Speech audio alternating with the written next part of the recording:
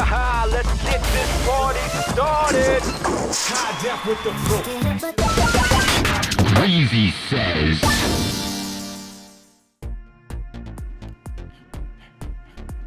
Yeah, I can feel it coming on, yeah. I can feel it coming on, yeah. Yeah. I can feel it coming on, yeah. I can feel it coming on, yeah.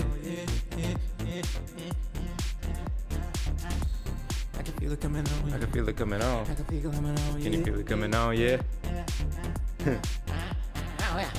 What is this show even? What is this show about? Yeah.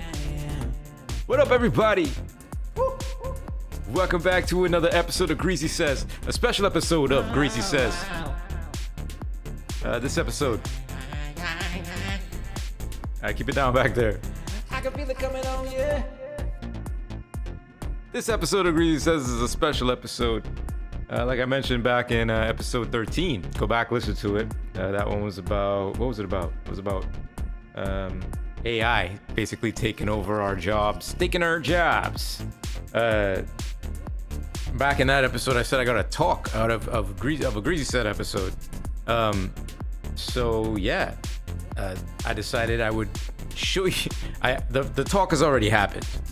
It was a rousing success, as so far as everyone told me, who was super nice to me, and it might not have been a huge success, but they said it was a good success, so it was a big success. I'm gonna fill my brain with those kind of positive vibes and messages for my own sanity. But on this episode of Greasy Says, I'm gonna actually basically open the gates. I'm gonna show you behind the curtain of this talk that I wrote, and this is like a take of me rehearsing it live. Making mistakes, making edits in real time, so you can hear how a talk is created.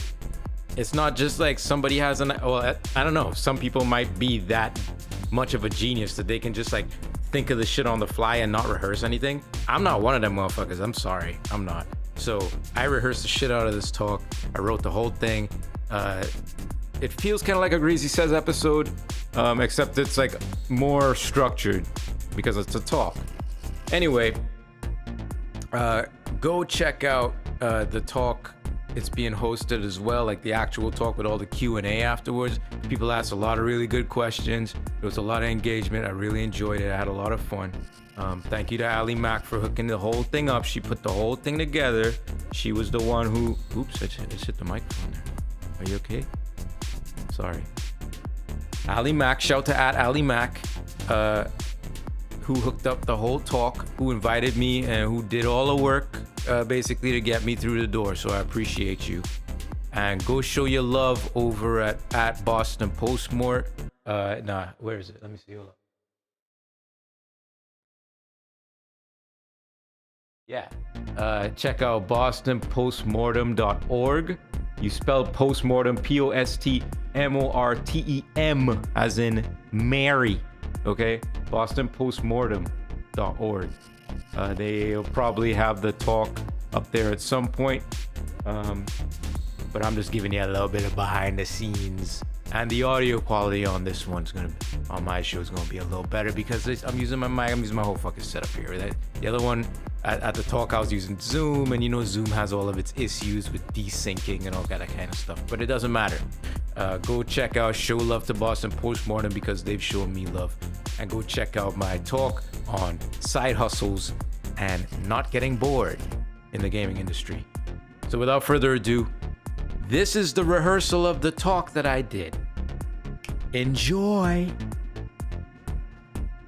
Oh, and don't forget that you can always hit me up on TikTok, Instagram, Facebook under Greasy Says. That's GreasySays. And on Spotify, Bandcamp, and Soundcloud under my artist name M-Cue. That's M-Cue. So without further ado, y'all, this is my talk on side hustles and how to not get bored. Enjoy. Let me know what you think. Script up. Here we go. Okay. Hey, everybody. Thanks so much for having me. Thank you to Alyssa for inviting me to come talk here. And thank you all for being here to listen to me talk for like half an hour about side hustles and lane switches. Should be fun. I hope to have fun, and I hope all of you have fun. So, If you don't know, right, let's cut right to it. Oh, also, if you're enjoying this talk and you're like, who is this guy? He's interesting. You could always jump on TikTok or Instagram and find me under Greasy Says. That's GreasySays. And I'm on TikTok, Instagram, Facebook. Talk to me, listen to my podcast, whatever. Let's be friends. Okay, so here we go. Side hustles. If you don't know, side hustles are commonplace these days. Everyone is trying to squeeze a little extra money out of every hour of the day. In the massage therapy trade, people lovingly call themselves slashers. I'm a therapist slash sales associate, or I'm an actor slash maitre d slash botanist, or I'm a game developer slash touring guitarist slash competitive bowler. Whatever makes you happy, right? Side hustles can range anywhere from being an Uber driver to volunteering to teach kids how to code. Side hustle, I think, comes in two different flavors. One, they can be for monetary gain, a way to make a little extra cheddar. We all got to offset the cost of that insanely overpriced new car that we just had to have. Or if you're like me, you might be trying to offset the criminally expensive fees for Montessori school because the children are our future, apparently. I'm kidding. I mean, they are our future, our neck-tattooed future. You know what I mean? Side hustles bring in that extra paper when we need it. The other flavor of side hustles, and the flavor that I like, and the one I enjoy, are the ones that open me up to new opportunities or expand my capabilities in the career that I'm already in as a developer. Side hustles in game development can pay, but their value can be much greater than just more money in your wallet. Side hustles can lead to lane switches, and lane switches are very, very fun. Side hustles help us not be bored, because being bored is death.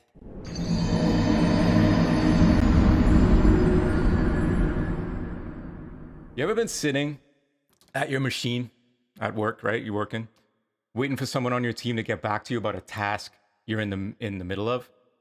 Let's say you and your team is making a reactive music system, my personal favorite. You've made some temp pieces of music and you're ready to do a few tests in Engine, but the hooks you need in code aren't available yet. You reach out on a channel of your productivity app of choice to get the latest on the other parts of this task. It's 10 a.m. when you reach out, when you first send your first message. It's 10 a.m. You wait. You check your phone. 5 more people liked your selfie with your cat, which is sweet, right? Yeah, one of them was your mom, but hey, likes are likes, so fuck it. No responses yet, by the way. You jump on YouTube, you check out the latest whatever and whoever the hell cares, right? No response. It's lunchtime. Vegan taco wraps, anybody? No? Yeah? Come on. You're back from lunch now, okay? You're back.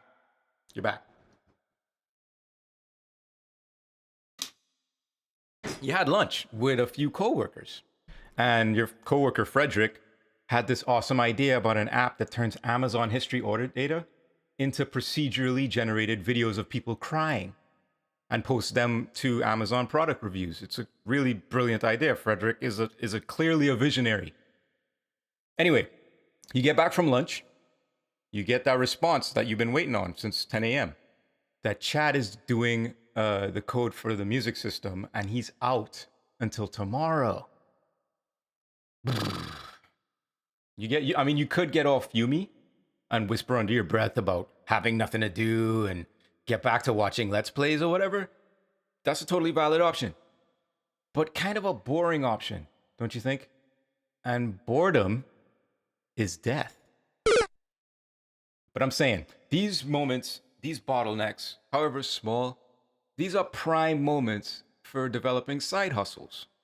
Let me talk about myself for a second, because I'm awesome, all right? My whole career in games has been about hustle. I was just out of college. I was broke as a joke. My job as an engineer in a couple recording studios was not for me, and I was desperate to get into games.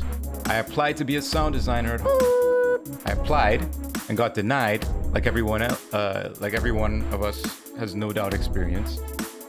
I felt sorry for myself for a while, but after getting bored of that, I decided I'm just gonna go in there.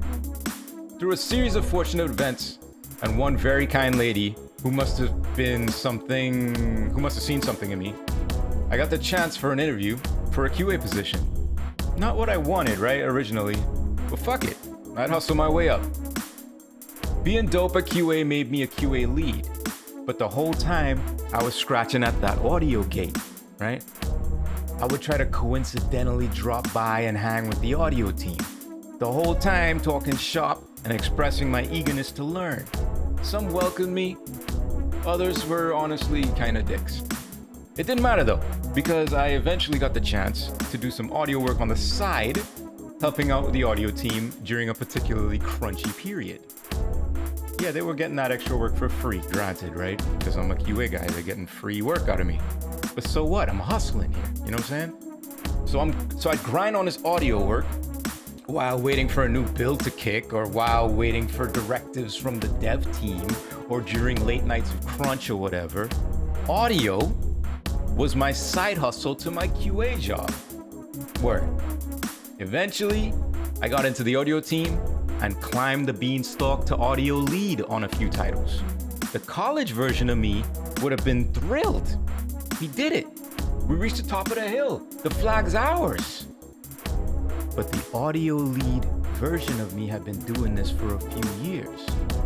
The audio lead version of me was getting bored. And boredom is death.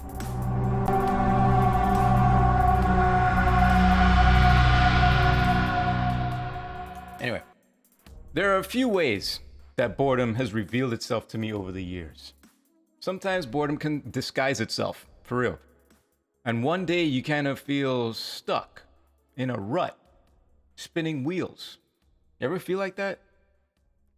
There are a few red flags that I've noticed that usually mean I'm bored while I'm making games. Lack of a challenge. I like to be challenged. When I'm working on a project, if I'm not solving new problems or simply doing the same relatively simple task over and over, bored. Feeling pigeonholed too. This could tend to happen when you're a specialty dev. You know what I mean? Let's say you're really good at making trees, and several game companies hire you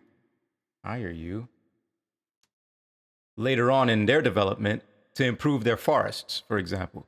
You blink twice and you realize you've been making the same tree for 4 years. That could make you feel retroactively bored. Feeling a ceiling, number 3. This can happen when you reach a comfortable, expected career outcome. Like me, when I became an audio lead, you accomplished a career goal that you always wanted. You've reached the ceiling of your dreams.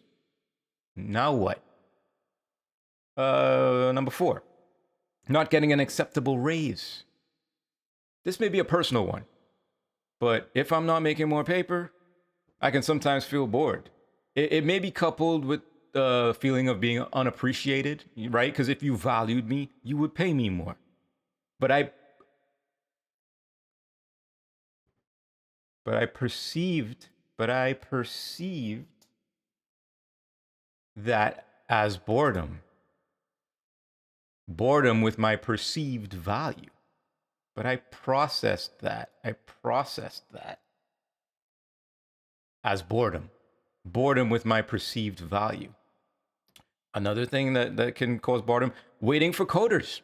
I mean, you need hooks. They're busy laying down groundwork. You end up waiting days, sometimes weeks for code support. No lie. Waiting for executives. This happens more in managerial work, right? When you're a lead and shit. But you can end up waiting forever for executives to be available, to give you feedback, to answer your emails, make a freaking decision. You can sometimes never even get an I'll get back to you. Boring. Okay. Sometimes you never even get an I'll get back to you.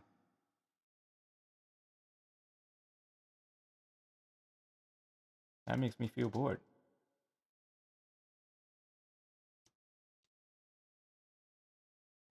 Let's run that again.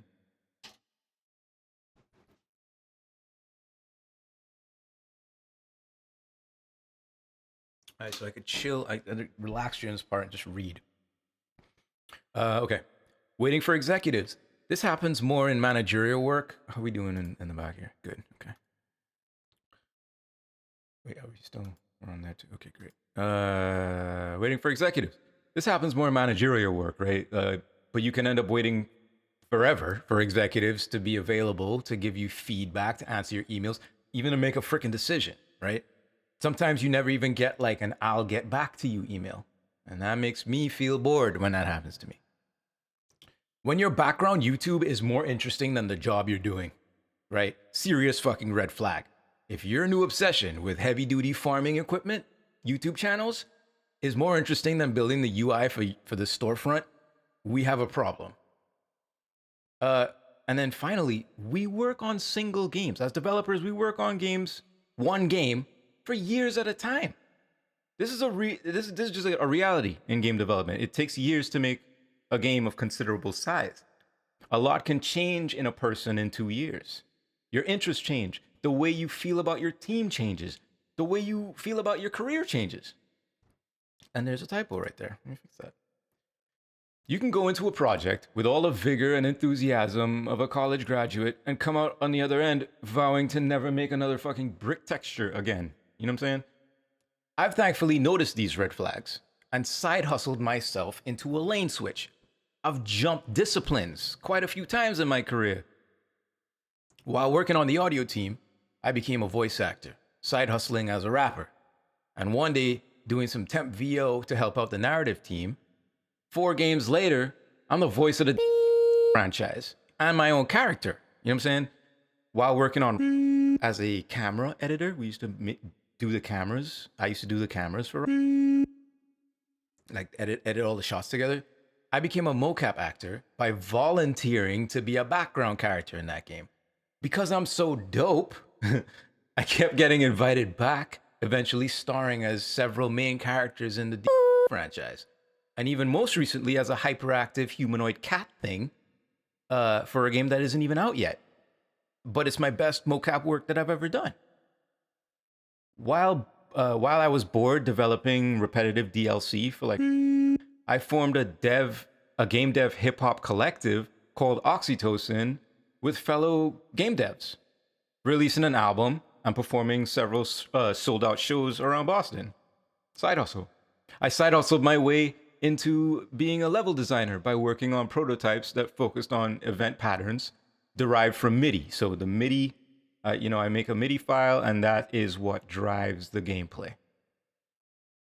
That led to a game where the music drove the enemy spawns, attacks, attack patterns, and pace of the level. Double lane switch bonus because I'm a level designer and I'm making a game that requires audio to work. You know what I'm saying? That experience led me to design a mini game for beats called, I think.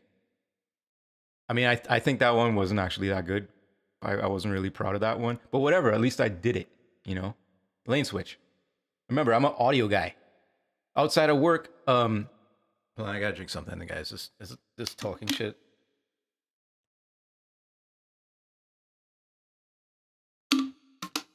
I get really passionate, I get really loud and animated. You'll understand that as you get to know me. You know what I'm saying?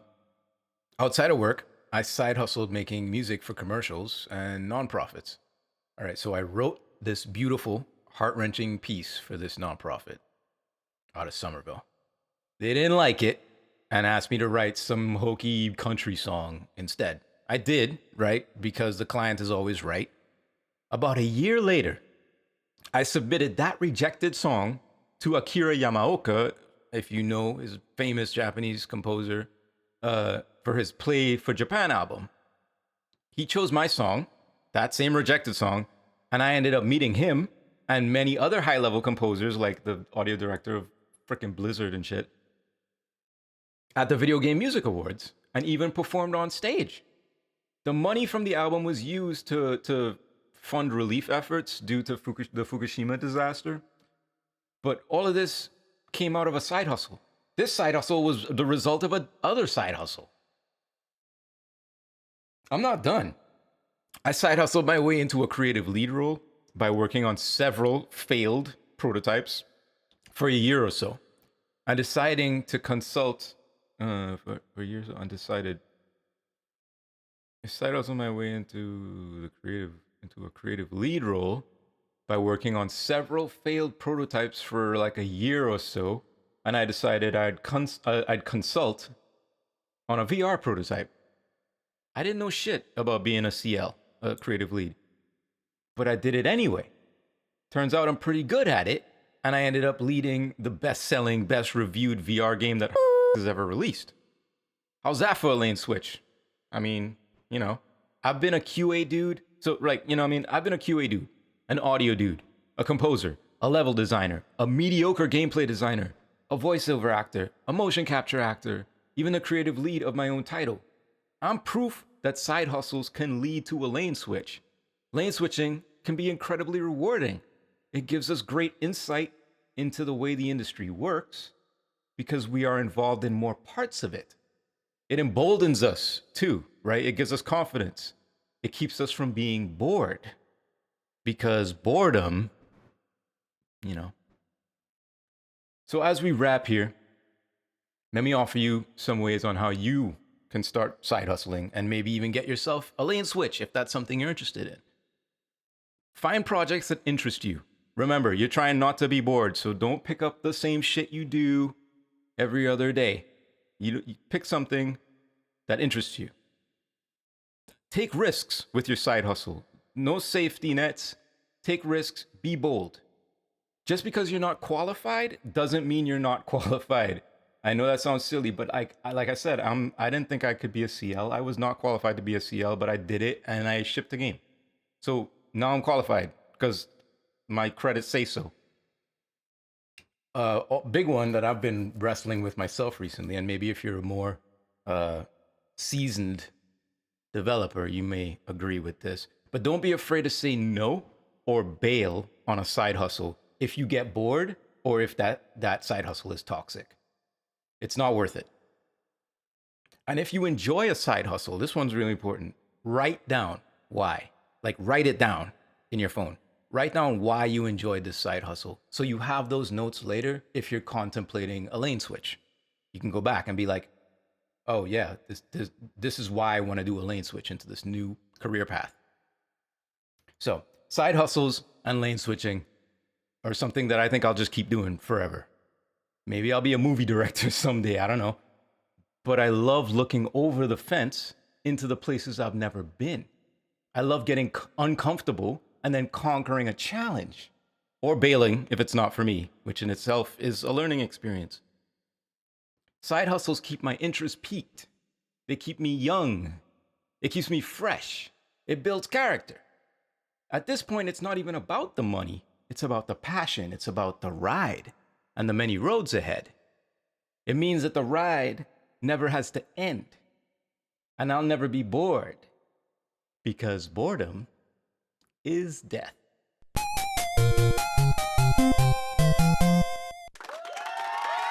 Thank you. Thank you. Hey, I'm just doing my best. You know what I mean? Tip your waitress. You know what I'm saying? Thank you. You're too kind. It's all good. It's all good. Everybody have a seat. Dun, dun, dun, dun, dun, dun, dun. And there you have it. Special thank you to Alyssa. Did I already say this? I already said that part. She's cool. All right. Hardest thing when doing this talk was, first of all, always turn off video, your own video in every Zoom, every fucking Skype. Anytime you have a camera on you, once you've checked yourself and you know you look good or whatever, you know, boogers hanging out your fucking nose, you ain't looking like you just woke up, your shit is right, turn that shit off. Because it's so fucking distracting while you're looking at yourself at how stupid how stupid I look in the little screen while I'm talking. It's impossible to do. Also, we got video of the whole chat. The sync got fucked up, whatever. Things happen. But I was watching the stream, the recording of the stream, to see, okay, I gotta fucking what's the term? There's like a musical term. It's what orchestrators do when they go through and they put all the time markers on a scene. They like scout the whole scene and how the music is gonna play. What the fuck is a word? I used to know this. I like knew this yesterday. What is going on with my brain? Is it too much of that medicate and meditate shit? I'm losing it. It'll come back to me, I swear. It'll come back. As soon as I don't think about it, it'll come back to me. Anyway, so I'm going through trying to get all these timestamps. Spot. I was trying to spot the scene. That is the technical term. Thank you. You see, as soon as you give up on your fucking dreams, like figuring out what to say, everything comes to you naturally. Anyway, so I'm spotting this whole stream, and there's a homie of mine who was at the talk, who was listening to the talk on Zoom, and he had his video on because he's a nice guy and he's not just, have his video off and eating snacks and no mic, no nothing, no interaction, no nothing. He's there, he's interacting and shit. But I couldn't take my eyes off of his reactions. Like, I wasn't even listening to myself anymore. And every time, I would try to make jokes, and if my joke didn't hit with him, and I didn't see him laugh in the Zoom recording, I would feel bad. That sucks. I hate that my brain does that. Is that what comedians do? Like real comedians do?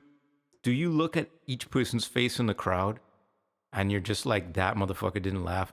That brings me down. Because I know comedians are notoriously self-deprecating, low self-esteem motherfuckers. That's why they're hilarious. But does each and every individual reaction to your jokes hit you?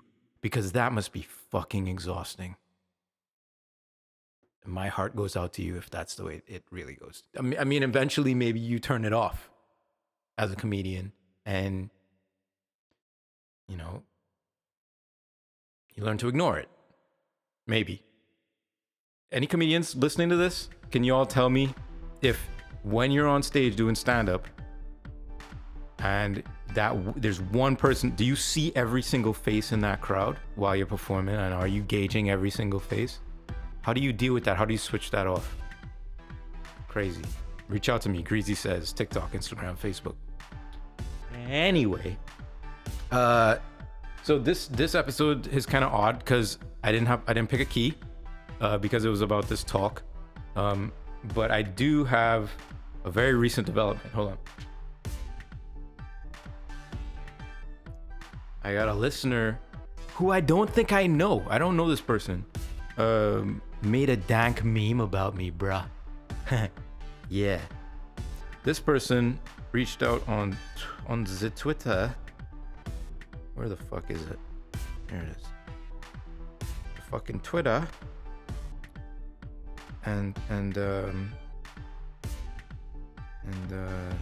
they do? God, I'm so stupid. Still don't know how to use social media, y'all. It's getting worse every day. Yeah, this listener said, just listen to the latest Greasy Says episode. AI is scary and all, right? No, wait, hold up. I did an episode, the last episode 13, was about AI versus plumbers, AI versus coders, and how AI is taking all the jobs in games and will eventually take all the jobs in games. I'm being very extreme about it. I'm taking it all the way to Armageddon levels, but I think AI is coming for a lot of people's jobs, straight up and down, especially in games. Anyway, so this person listened and said, just listen to the latest Greasy Says episode. AI is scary and all, but, and then there's a picture of that skeleton sitting on the bench. Me waiting for this seagull story to come full circle about AI. Hilarious. So he died waiting, right? Go on my Twitter, M_CUE on Twitter, and you'll see it. Made a meme. What? That's crazy. I don't think I know this person. If I do know you, remind me who you are so I don't feel like an asshole. So I can feel like an asshole is what I should say. But that made me think I really did miss an opportunity there to tie seagulls and the seagull attack to AI and AI's attack on humanity, because that's what that seagull did. It was very organized. It worked in the shadows until it knew that I was resting on my laurels, that my guard was down, and then he attacked my sandwich meat.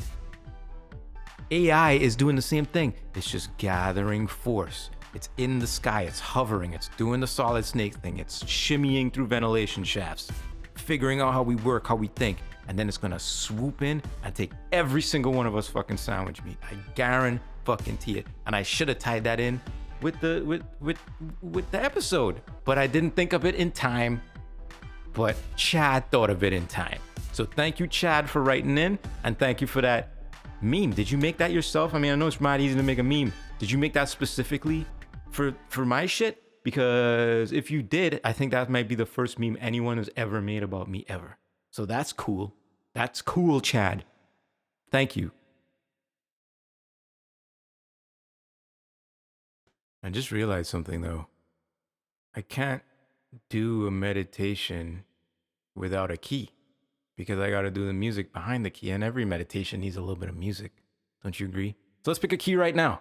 Hey, pick a key right now. Hey, pick a key. Yo, pick a key. Stop pushing. Stop pushing. All right, Jesus Christ. Today's key is...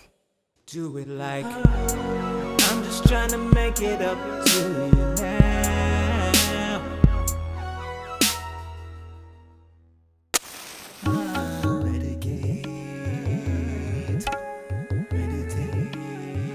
Medicate and meditate.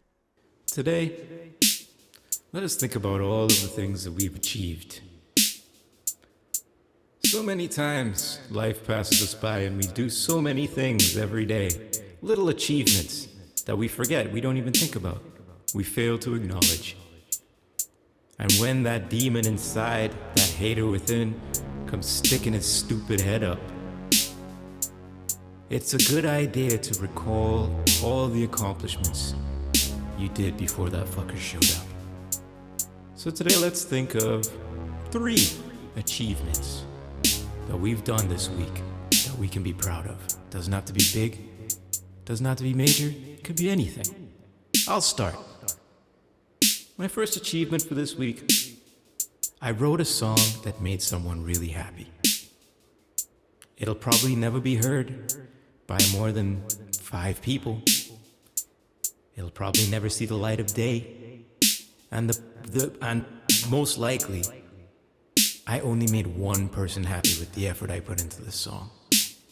But it was a thought, it was a gesture, and I had fun with it, and it made the person's day. Anytime I can make someone's day, I think that's kind of an achievement. 2, I spoke to a stranger. In these COVID times, it seems like only yesterday you'd be talking to strangers all the time. But with quarantine and with all of the social distancing and basically 2 years off due to COVID from social obligations, activities of the same nature, of the same magnitude, we find ourselves, I find myself, almost longing for stranger interactions. My second achievement for this week is talking to that random ass lady in the CVS about quinoa chips. 5-minute conversation about quinoa chips that spiraled into supply chain ramblings. But what an experience. What an achievement. Thank you, CVS lady. And my third achievement for this week, I drank more water. How many of us wish that we drank more water? I know I do. I know I don't drink enough. I know I'm walking around half dehydrated. So this week I drank quite a bit more water. And I feel a lot better. And I'll take that as an achievement. Like I said, it doesn't have to be big. And drinking water is pretty fucking small. Takes all kinds, people. What did you achieve this week? Think about it. Take 5 seconds to just think about what you did. I promise you, you'll feel better on the other side.